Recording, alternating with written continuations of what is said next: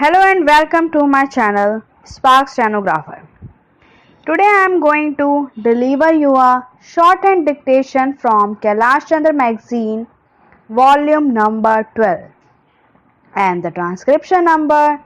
252. So guys, ready for the dictation? 10 seconds, 5 seconds. Start. In the matter of external aid, sir, we cannot be and we should not be unmindful of the fact that we no country, however friendly, will be inclined to aid and help another unless it is satisfied that the people of that other country are putting forth their best effort to create more and more wealth by their own toil and labor for raising the standard of living of its people by the removal of poverty, ignorance and want. Of this sacrifice and supreme effort I submit, sir, our people have given ample proof in the course of the fulfillment of our last two plans, and it is because of this that all friendly nations which have the resources and the technical know-how are not only eager but anxious to help us to remove poverty and to raise the standard of living of our people.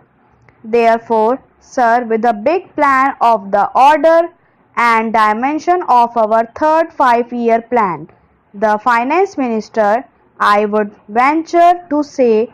had no alternative but to ask the people to bear the further burden of taxation with a view to improving the ultimate lot of the common man of this country.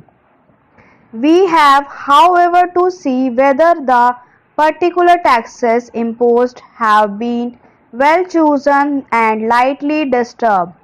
so as not to cause any very great hardship to any particular class of people or trade. Coming now to the other aspects of the budget, we find that of the total additional revenue which is to accrue to the centre under the present budget proposals, only rupees 3 crores of additional revenue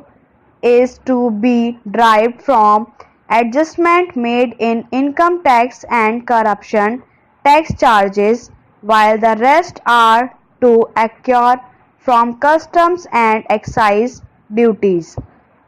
In so framing this budget proposals, you will see, sir, that the finance minister has relied almost wholly upon the indirect method of taxation rather than on the direct one which hits only the more affluent and the well-to-do who have the capacity to bear the burden, and he has thus laid himself open to the charge of being partial to the rich and the wealthy classes at the cost of the middle and poorer classes of our public people, who will be crushed further under the weight of his wide net of new additional taxation proposals. But, sir, such a charge will not be justified,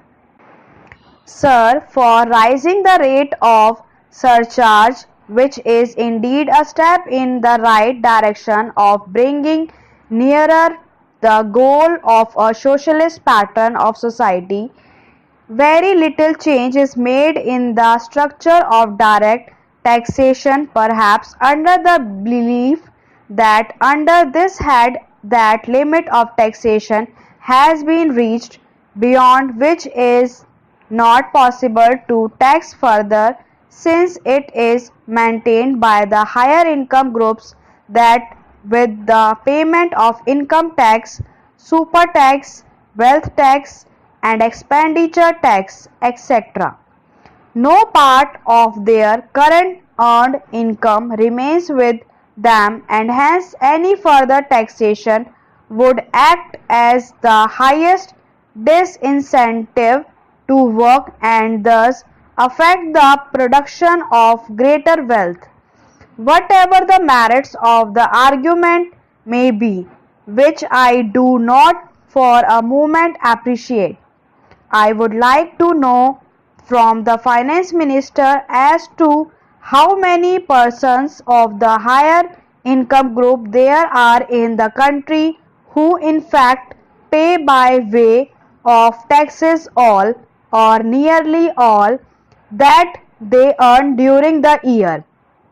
Under such circumstances, further taxation on them would not only have been not unjustified, but I would rather say was called for. Such a step seems to me to have been all the more necessary because of the fact that it is this class of persons who have benefited most from the last two plans as compared to any other. As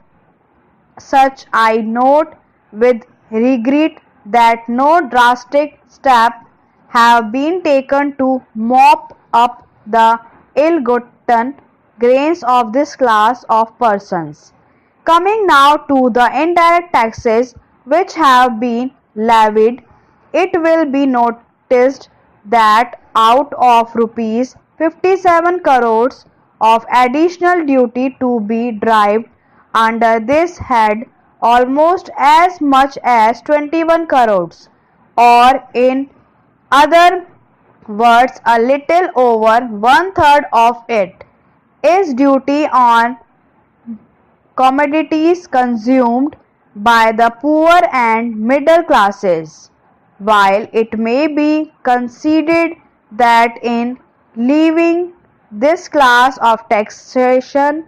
the finance minister has taken pains to see that so far as possible only such commodities in the common man's use may be taxed as are of a non-essential character, such as tea, coffee,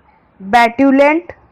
tobacco, cigarette, cigars, etc.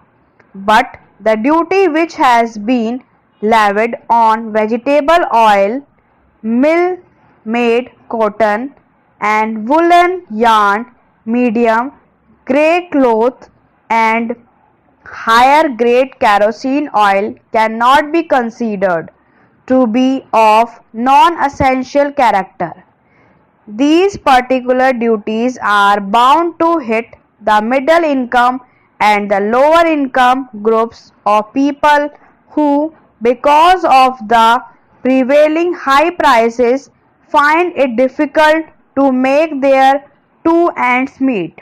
Stop.